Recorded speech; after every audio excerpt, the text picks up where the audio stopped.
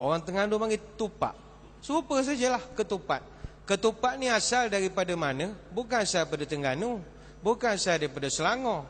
Ketupat ini asal daripada dicipta oleh Sunan Kalijogo, Wali Songo yang 9. Sunan Kalijogo dia buat satu makanan yang kita kenal hari ini, ketupat.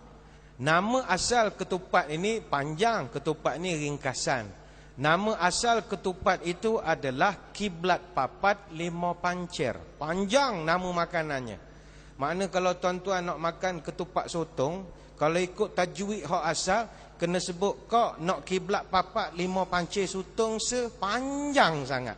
Jadi kita buat shortcut panggil tupak. Tupak gitu saya, ketupat. Kiblat papat lima pancir maknanya 4 arah mata angin, satu pusat menuju Gusti Allah. Ada 4, utara, timur, selatan, barat, tanah, air, api, angin. Semuanya balik pada yang satu, iaitu Allah. Sunan Kalijogo dia perkenalkan ketupat. Dia nak ajar kita bahawa Syawal bulan kita balik jadi fitrah. Sebab itu daun ketupat ini orang Jawa daunnya muda itu dia panggil daun janur. Janur itu bukan bahasa Jawa, bahasa Arab. Dari kalimat Ja'an Nur, telah datanglah cahaya, cahaya hidayah. Daun janur dimasak pakai santan. Santan ini dalam bahasa Jawa dia sebut pangapunten. Pangapunten kebetulannya maksudnya adalah minta maaf. Kemudian daun janur ini tadi dianyam bersilang-silang sebagai simbol dosa yang begitu banyak, bertindih-tindih. Dosa 2, 3, 4, 5, banyak dosa bersilang-silang. Direbus, nanti 1 Syawal bila nak makan kita potong 2, di tengahnya putih. Maka dia pun berilah tazkirah pada orang ramai.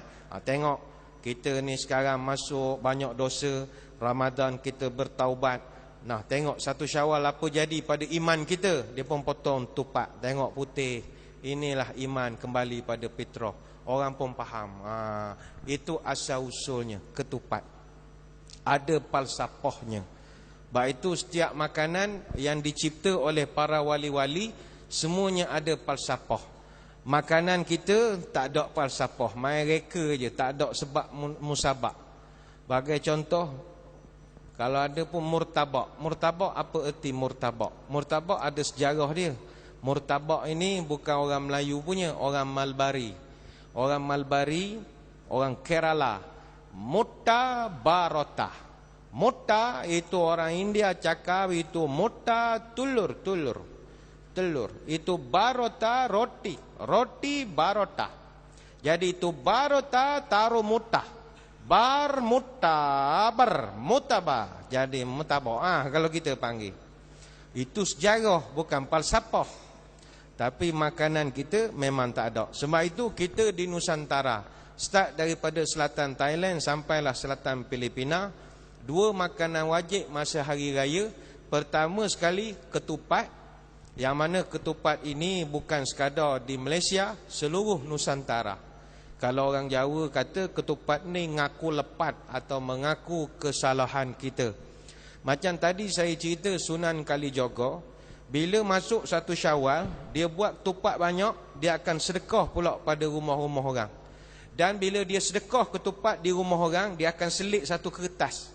Dia akan tulis satu nota di atas ikatan ketupat itu. Dia tulis, monggo kulo aturi nampi ketupat kelan santan sedaya lepat nyuwun pangapunten. Itu pantun dia. Bahawa terimalah ketupat sayur santan. Moga segala kesalahan mohon dimaafkan. Dia buat satu kad. Ini budaya tok-tok guru dulu. Dia hadiahkan ke anak-anak murid dia. Macam kita sekarang hantar kad raya lah. Atau kita sekarang hantar WhatsApp ucapan selamat hari raya begitu. Tapi zaman dulu dihantar ketupat berserta dengan ucapan-ucapan. Dimulakan di zaman Wali Songo. Sebab itu kalau kita tengok sejarah ketupat itu sendiri, dia punya nama dia bermula daripada orang Sunda sampailah orang Banjar, semuanya dipanggil sebagai ketupat. Tuan-tuan pergi ke Indonesia, orang Sunda dia sebut kupat tahu. Kalau orang Banjar sebut katupat kandangan. Orang Magelang, Kabupaten Magelang dia sebut gerabak. Tetap sama namanya ketupat. Orang belah Kota Tegal memanggilnya kupat gelebet. Kalau di sebelah Makassar dia panggil katupa.